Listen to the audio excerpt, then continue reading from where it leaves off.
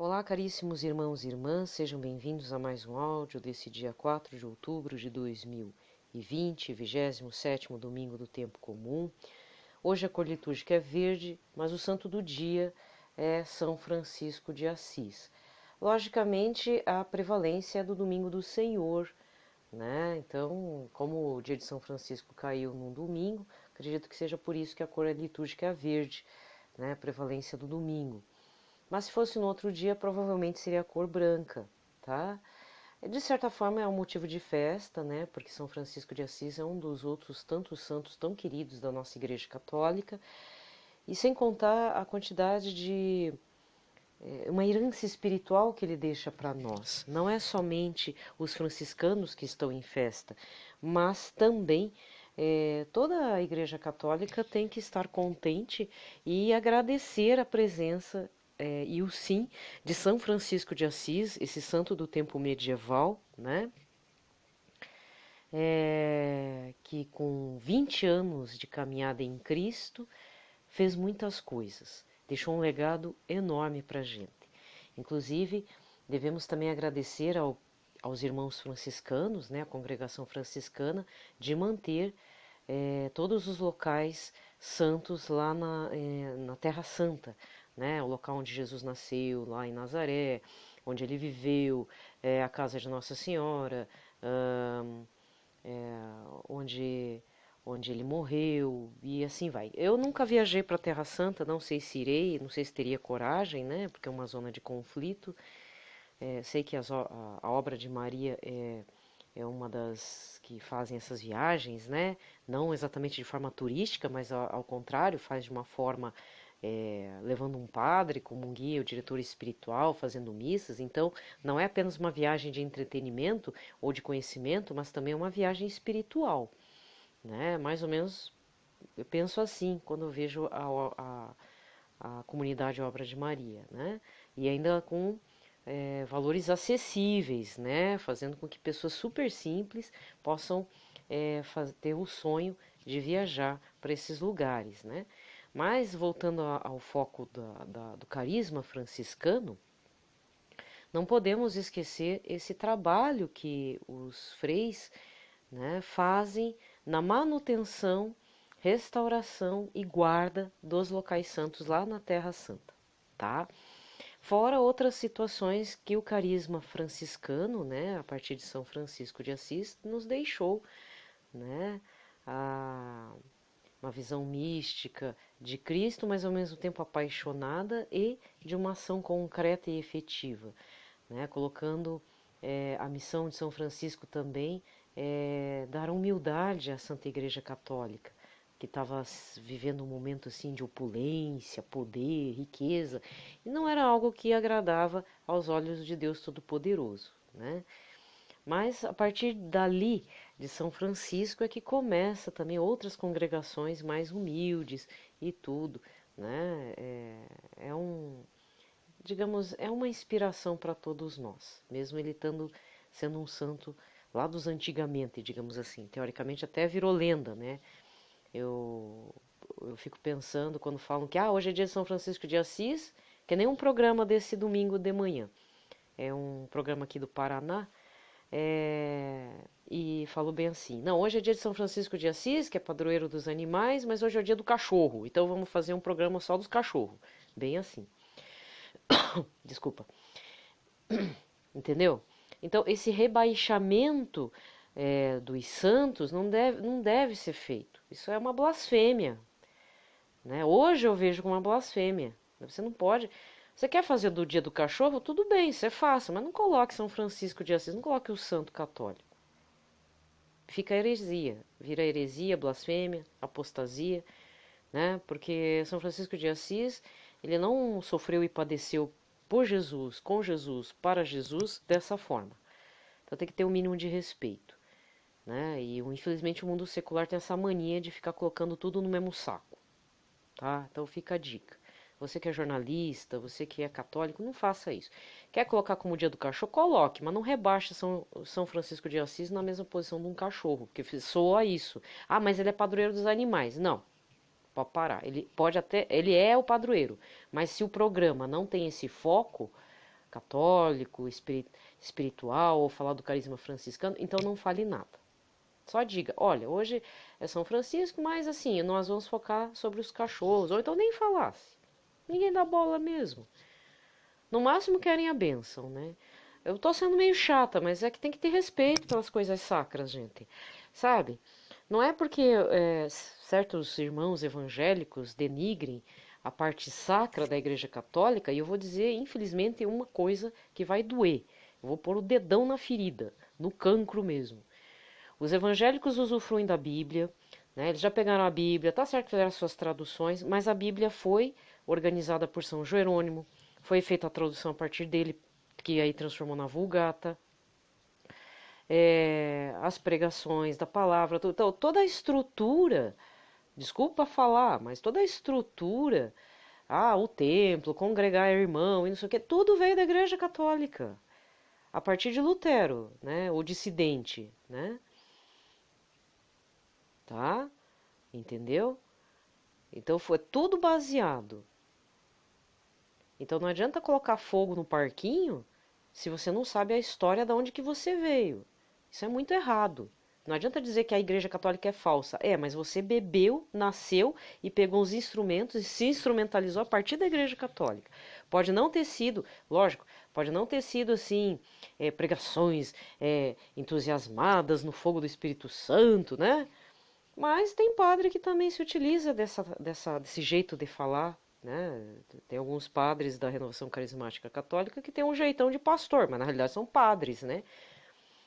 Tem uma postura pessoal, eles fazem isso por uma questão pessoal, mas também com respeito a toda uma tradição católica, certo? Então já começa por aí. Bom, mas eu não vou ficar atacando os evangélicos, não é essa a questão, tá?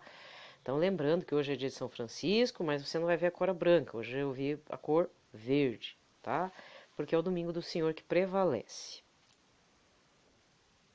Outra coisa que eu gostaria de falar, e aconteceu na data de ontem, mas na realidade em memória a São Francisco, o Papa Francisco assinou a nova encíclica Fratelli Tutti ontem, mas já em vistas da data de São Francisco de Assis. Então ele assinou, eu não fui ver ainda no canal Vatican.va, tá, que é o site oficial do Vaticano. Hoje em dia, né, se fosse na época de São João Paulo II, a gente teria que esperar impressão, tradução e impressão e distribuição nas livrarias católicas, né? Hoje em dia não, com os meios digitais, a internet, e apesar do site do Vaticano ser ainda do tipo meio antiquado, ou no estilo meio europeu, norte-americano, que é mais texto do que imagem, porque querendo ou não, os sites brasileiros eles são mais marqueteiros, né? Mas tá cheio de cor, de imagem, de links bem bacanas que te direcionam, né? Efetivamente. Então, o site do Vaticano ele é um pouco assim, digamos assim, não tão funcional, mas você vai encontrar lá todas as encíclicas, motus próprio, tudo que o Papa Francisco já publicou até agora. Então, muito provavelmente, eu ainda não fui lá ver para conferir, mas em breve, brevíssimo, ou se não já, tá lá a encíclica Fratelli Tutti, pelo menos na sua versão em latim, inglês e espanhol, tá? Mas eu acredito que já esteja em português, porque quando eles já lançam nas principais línguas ocidentais atuais. Inglês, o latim, lógico, porque todo o material, em primeiro lugar, a língua oficial do Vaticano é latim, então vai estar lá em latim, inglês, espanhol, italiano, alemão, português, tá? Então essas são as línguas ocidentais atuais. Você vai lá no vatican.va, automaticamente já sai a tradução do português. Numa barra da esquerda, você clica, os papas, aparece cada fotinho. Verdade, clica lá, tem uma barrinha que ele libera, ele desloca para a direita e aparece todas as fotos dos papas, sendo que o primeiro é o Papa Francisco, né? Depois vem Papa Bento XVI, São João Paulo II, até, se você correr toda a barrinha, tá lá São Pedro, entendeu? Lá por último é São Pedro. Se você é uma pessoa curiosa, que nem eu, né? Por exemplo, você pega um papa lá da Idade Média, da Idade Moderna ou do século XVIII. Vai estar o material em latim, talvez uma tradução em inglês, tá? Ou só em latim mesmo. certo? Então, você que é historiador ou você que tem curiosidade para estudar o que foi o pontificado de cada papa, eu falar bem a verdade, você pode fixar, por exemplo, se você fixar só em São João Paulo II, vai dar trabalho, vai faltar tempo, né? Mas se você quer Leão 23, por exemplo, eu tinha curiosidade de Leão 23, mas infelizmente eu não leio latim, né, gente? Então, falhei, né? Mas assim, você quer saber tudo que o Papa Leão 13, Leão 13 não, Leão 23? Nossa, eu tô confundindo. É, é aquele Papa que ele tem a oração de São Miguel Arcanjo, né? Enfim, tem alguns papas que você vai encontrar o material em latim. Agora, no caso de papas, assim, desde São João Paulo II para cá, é certeza, aí está o material todo, mas tudo, homilia, motus próprio, encíclica, sínodo, etc, etc, está tudo lá nas traduções das línguas ocidentais atuais, tá? Então, você quer saber tudo do Papa Francisco? Então, você vai conseguir ler tudo, até a hora que ele falar, ou vai renunciar, ou infelizmente ele falecer. Outra coisa que eu gostaria de apontar na realidade, é uma opinião minha própria, mas eu tenho que colocar porque é, parece fofoca, mas eu vi uma homilia hoje, um pouquinho, e a pessoa disse que o padre falou que ele ouve muitas pessoas dizendo que eu sou da Igreja Católica, eu defendo a Igreja Católica, mas não gosto do Papa Francisco. Tadinha. Então, eu vou contar uma situação minha. Então, essa é a parte da fofoca. Não vou julgar essa parte, mas eu vou fazer um testemunho meu, já que estou falando de papas, né? Aí é o pitaco do domingo. Eu, particularmente, eu não gostava do pontificado de Papa Bento XVI. Porque eu cresci, na realidade eu nasci com outro papa, aí em 79 foi eleito Papa João Paulo I, né? Só que ele ficou 30 dias. Inclusive, se você for pesquisar o material no site do Vaticano sobre o que ele escreveu, Papa João Paulo, ele tem coisa lá. Pouca coisa, mas tem. Em um mês ele fez bastante. Assim, colocou algumas partes escritas. Eu dei uma pesquisada. Aí, em um mês ele falece. Aí tem que fazer nova eleição, né? Todo aquele fuzuê todo. Aí, São João Paulo II, um dos papas que teve um pontificado mais longo. Acho que é o terceiro papa com o pontificado mais longo da história do Vaticano. Foi até o fim, né? Foi firme, com Parkinson e tudo. Então eu cresci vendo o Papa João Paulo II, admirando ele, mesmo na minha infância, adolescência e depois da minha escapadela para o paganismo. Mesmo assim eu respeitava. Apesar que eu criticava, mas assim eu gostava do pontificado dele, da presença dele, das bordoadas dele. Por mais que eu criticasse, nunca sentia assim ojeriza esse Papa, né? Nunca. Até quando morreu também, puxa, que dó. Aí quando surge Papa Bento XVI, e eu já estava totalmente fora da Igreja Católica, Papa Bento XVI ele externava algo que eu não, que eu particularmente não apoiava, já que eu cresci vendo a postura, a roupa, o jeito de se vestir, de se comportar de Papa João Paulo II. Né? Papa Bento XVI é aquele tipo de Papa do século XIX, cheio de pompa, cheio de anel e tal. E muito ultraconservador, mas até essa parte, isso eu me arrependo bastante, né? Então eu já vou chegar na parte do arrependimento também. Então naquela época eu não curtia ele, não entrava, tudo que ele falava não gostava, e ainda estávamos nos primórdios no desenvolvimento da internet. Até tinha internet, mas eu não queria saber de nada relacionado ao Papa. E talvez um dos indicativos de que não era só a minha opinião essa questão dessa... eu não gosto do Papa Bento XVI no plano popular, né? Porque o Papa Bento XVI ele é extremamente respeitado no meio teológico, entre os padres conservadores e tudo, né? E na realidade ele está sendo redescoberto, e aí depois eu vou fazer meu meia-culpa, né? Deixa eu vou chegar lá. Tanto é que um dos indicativos que eu vi foi quando eu comecei a ver a venda de Bíblias da Ave Maria, aquele que é marcadinho digital, né? Era o meu sonho de consumo, fui achar num hipermercado. numa promoção. E o que tinha dentro? Uma foto do Papa Bento XVI. Então, quando o Papa Bento XVI faz a renúncia em 2013, que na realidade não é um ano fácil de se esquecer, porque por mais que eu não gostasse, eu achei aquela atitude estranhíssima. Falei, nossa, mas um Papa renunciar? Eu nunca vi isso, né? Aí depois eu fui pesquisar, teve outros papas que fizeram isso, mas mesmo assim é muito raro. E ainda foi aquele ano que teve aquelas pessoas queimadas dentro da Boate Kiss. Foi bem emblemático aquele ano. Aí surge o Papa Francisco. E o Papa Francisco, primeiro, ele já adota o nome de São Francisco. Ele vem com a postura do que lembra São João Paulo II, uma postura humilde, simples, no vestir. E ele é mais humilde ainda, e ainda no quesito assim, não, eu quero um carro popular, eu sento junto com o motorista, eu respondo cartas, eu ligo para a pessoa. Realmente, ele faz um outro estilo, é o estilo Papa Francisco.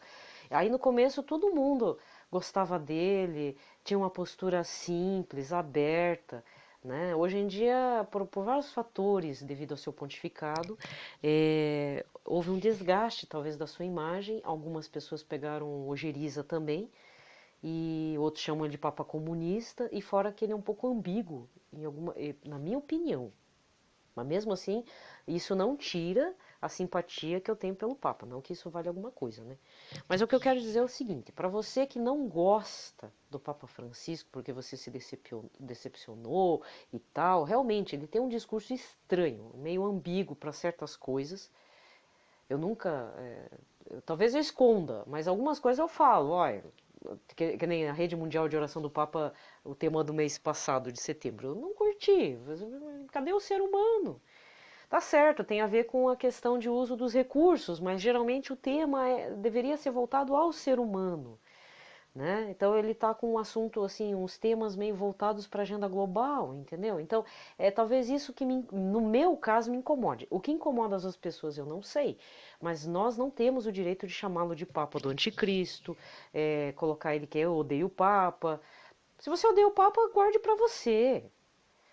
E Jesus já falou, ele não falou, quer dizer, Jesus não disse assim, gostai-vos uns aos outros. Ele falou, amai-vos uns aos outros.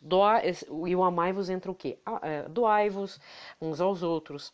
Faça sacrifícios uns pelos outros, penitência, como diz Nossa Senhora, amor paciente, né? Tenha paciência com a pessoa, reze muito. O Papa Francisco tem pedido que reze muito por ele, né?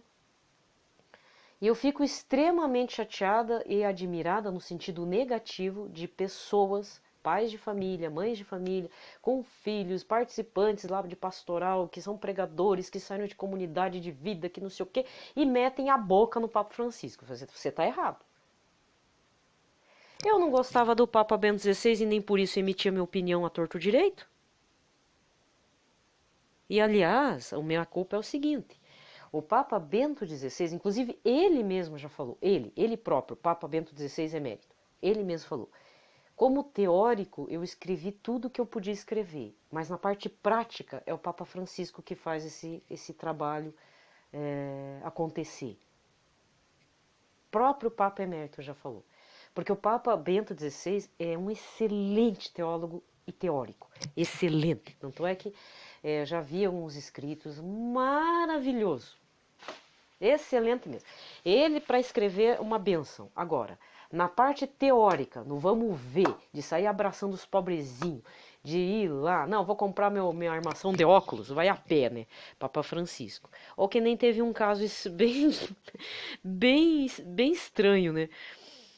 Havia um casamento entre acho que é isso, um casamento entre uma brasileira e um rapaz lá, e foi feito por um padre do Rio de Janeiro. E para surpresa do padre que estava lá no Vaticano fazendo seu doutorado, vou celebrar, né, a sua cerimônia, de repente o Papa Francisco aparece. Foi a pé, vestido de papa, atravessou lá a praça, chegou, oi, tudo bem? Posso fazer seu casamento? Imagina, como não, né? Como não? Fora outros trabalhos, por exemplo, Papa Francisco tem feito doações, se utilizado do óbolo de São Pedro para fazer doações, entregar para regiões que precisam de alimentos. No Rio de Janeiro foi feito isso, para outras partes do mundo. Ele fez a lavanderia, né, para os pobres, não sei se ainda está isso lá, tipo, para os miseráveis lavarem suas roupas lá, moradores de rua, né? Aí o pessoal fala, não, ele não está honrando o nome de São Francisco. Olha, é a única coisa que eu posso dizer, Deus julgará. O Todo-Poderoso que vai julgar. E isso é uma responsabilidade enorme. Imagina estar sobre a mão de Deus. O Papa tem uma responsabilidade grande, mas assim, quem critica, me desculpa, você que critica, problema seu. Estou rezando pela sua conversão. Porque o certo é o quê? Você não gosta do Papa Francisco, né? Você não gosta dele, reze por ele. Aprenda a rezar pelas pessoas que você não gosta, pelas pessoas que você acha que são inimigas da igreja, pelas pessoas que você acha que vai parar no inferno, pelas pessoas que você acha que são seus desafetos. Você tem que aprender. Desculpa falar, meu irmão, minha irmã. Aí é um fardo que eu coloco nas suas costas, porque eu faço essa experiência sempre, até por causa do meu temperamento, né?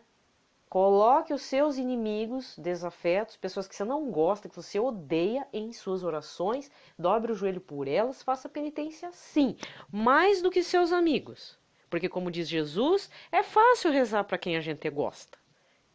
Eu falo a verdade, às vezes eu até esqueço de rezar para quem eu gosto. Eu rezo mais, não é por nada, mas quando eu pego um ódio da pessoa, mas eu não paro de rezar nunca, vai até o final da vida. Eu tenho casos assim, que, olha, não tem como não rezar por elas. Eu tenho que rezar até o fim dos meus dias. De tanto ódio que eu peguei da pessoa. E em parte é para limpar meu ódio, mas em parte também para ver se ela não faz a mesma porcaria que fez comigo com outros amigos meus. Para ela que ela tenha uma mudança real e imediata de vida. Que ela pare com isso. Sabe? Porque isso não agrada a Deus dela ir pro inferno por conta disso. Porque colocar fardos em cima da cabeça da pessoa dizendo que ela é tudo isso de ruim, primeiro, a gente é o acusador. Quem que é o acusador e o mentiroso? É o Satanás. Eu não sou discípula de Satanás, então vamos parar de ser discípulos dele, né? Vamos ser discípulos, vamos ser aprendizes do Senhor Jesus, imitadores dele. Então, isso é uma obrigação. Rezar. Então, isso é um dos ensinamentos dentro do tempo comum que nós já vimos, né? Nos evangelhos, que Jesus fala, é fácil rezar para quem a gente gosta, até o ímpio faz isso. Até o ímpio favorece a quem ele gosta. Mas você rezar pelos seus inimigos, para quem te persegue, para quem te odeia, isso é fazer a diferença dentro da boa nova que estou falando, segundo Jesus, né? Porque o que nós estamos vendo nesses domingos? Que eu vou ter que dar uma retomada. Então a gente já vai entrar para a liturgia da palavra e eu já vou fazer a leitura, mas eu já vou fazer o pitaco também da referência hoje. Lembrando, tá? Desde o dia 6 que eu tô falando. Dia 6, dia 6 de setembro, correção fraterna. Dia 13 foi perdoai seus inimigos, perdoai todos que te ofendem de todo o coração. Dia 20, o reino dos céus. A lógica do Todo-Poderoso é diferente da lógica do ser humano, porque a lógica do reino dos céus é Deus quer misericórdia e compaixão. O mundo quer meritocracia e justiça a fio da espada, né? Dia 27 é conversão efetiva, que tem a ver com fazer a vontade do Pai. É a parábola dos dois irmãos. E hoje é o quê? Pois é, agora eu vou fazer a leitura, né? Que é Mateus 21, versículos 33 a 43. Hoje estou invertida, né? Estou fazendo a Lectio Divina antes da leitura. Mas só para você entender, hoje é sobre os vinhateiros assassinos e invejosos. Aliás, esse texto do Evangelho sempre me impacta. Porque depois que eu ler, vocês vão entender, mas vocês já devem ter ouvido hoje na missa, eu acredito que vocês já foram, o proprietário da vinha arrenda a vinha, arrendar é deixar na mão de administradores, para alguns vinhateiros, né, que seria o povo de Israel. Era para dar frutos. Só que acontece, ele vai mandando profetas, ele vai mandando pessoas indicadas com a graça de Deus e o que os vinhateiros fazem? Para alguns eles espancam, outros assassinam, outros maltratam, expulsam. Aí o que, que o dono da vinha pensa? Não, vou mandar meu filho, eles vão respeitar meu filho e vai dar tudo certo. Não, ao contrário, o que, que os vinhateiros assassinos e invejosos falam? Esse é o herdeiro da vinha. Vamos pegá-lo, matá-lo e roubar a herança. Nós não vamos tomar posse dessa vinha. Olha só o grau da maldade. Entende? E na realidade é uma parábola que é uma metáfora, eu não sei se é isso, é uma metáfora do que vai acontecer com Jesus.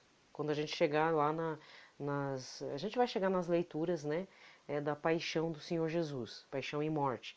Ele já está fazendo um prenúncio do que vai acontecer com Jesus nessa parábola. E é isso que realmente dói.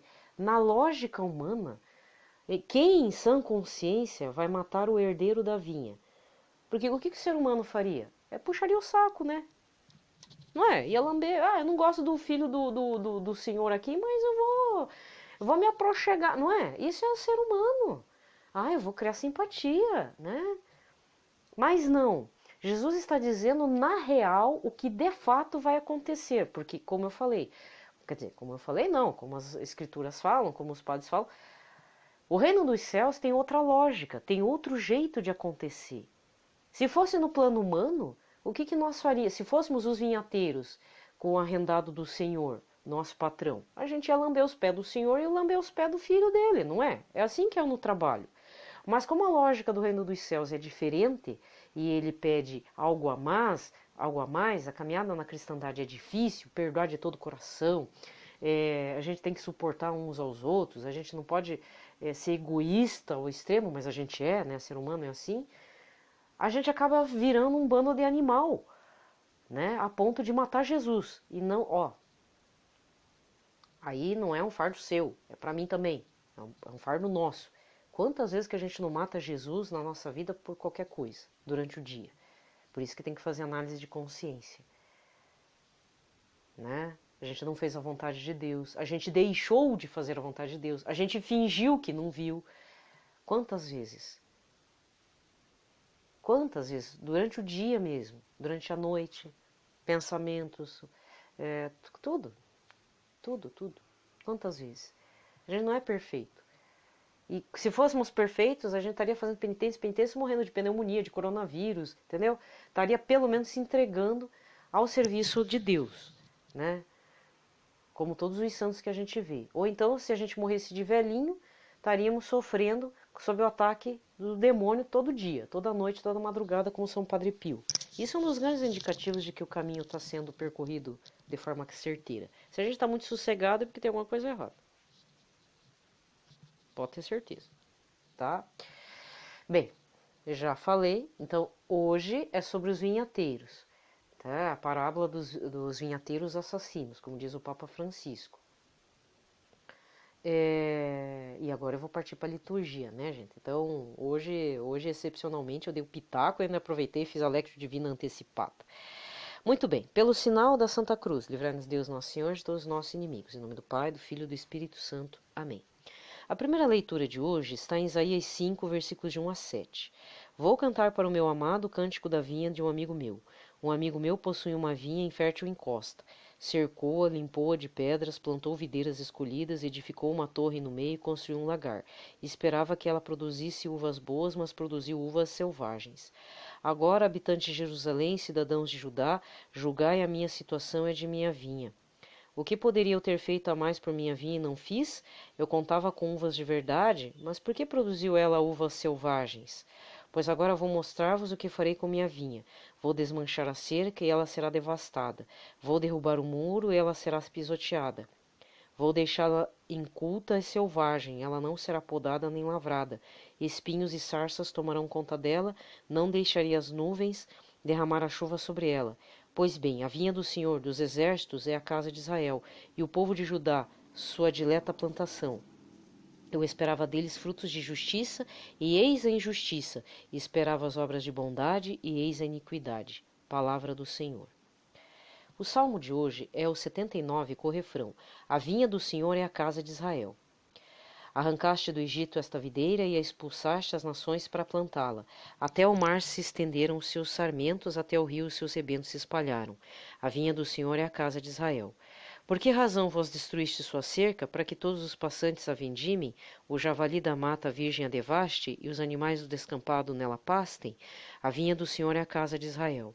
Voltai-vos para nós, Deus do universo, olhai dos altos céus, observai. Visitai vossa vinha e protegei-a. A vinha do Senhor é a casa de Israel. Foi a vossa mão direita que a plantou, protegei-a e ao rebento que firmastes. A vinha do Senhor é a casa de Israel. E nunca mais vos deixaremos, Senhor Deus, dai-nos vida e louvaremos vosso nome. Convertei-nos ao Senhor Deus do universo, e sobre nós iluminai a vossa face. Se voltardes para nós, seremos salvos. A vinha do Senhor é a casa de Israel. A segunda leitura deste domingo é Filipenses 4, versículos de 6 a 9.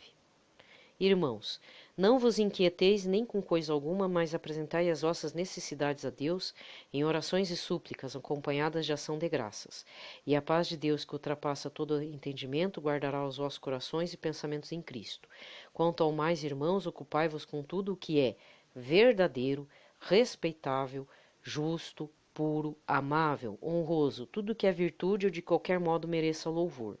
Praticai o que aprendestes e recebestes de mim, ou que de mim viestes e ouvistes. Assim o Deus da paz estará convosco. Palavra do Senhor. O evangelho de hoje está em Mateus 21, versículos 33 a 43. Naquele tempo, Jesus disse aos sumos sacerdotes e anciãos do povo: Escutai esta outra parábola. Certo proprietário plantou uma vinha, pôs uma cerca em volta, fez nela um lagar para esmagar as uvas e construiu uma torre de guarda. Depois arrendou a vinhateiros e viajou para o estrangeiro. Quando chegou o tempo da colheita, o proprietário mandou seus empregados aos vinhateiros para receber seus frutos. Os vinhateiros, porém, agarraram os empregados, espancaram a um, mataram ao outro e a terceiro apedrejaram.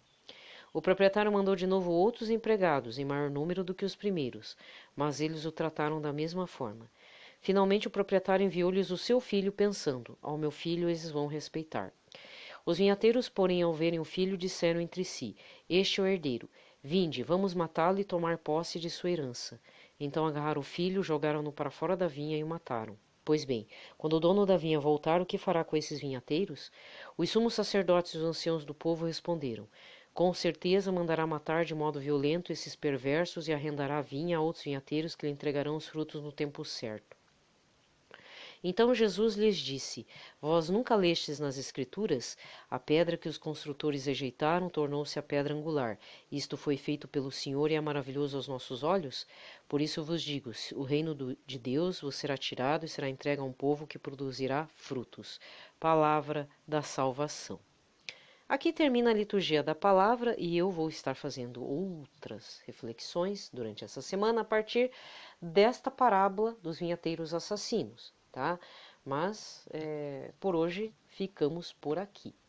Desejo a todos a proteção da Sagrada Família na sua vida no começo dessa semana. Fiquem em paz, na paz de Cristo. Paz e bem.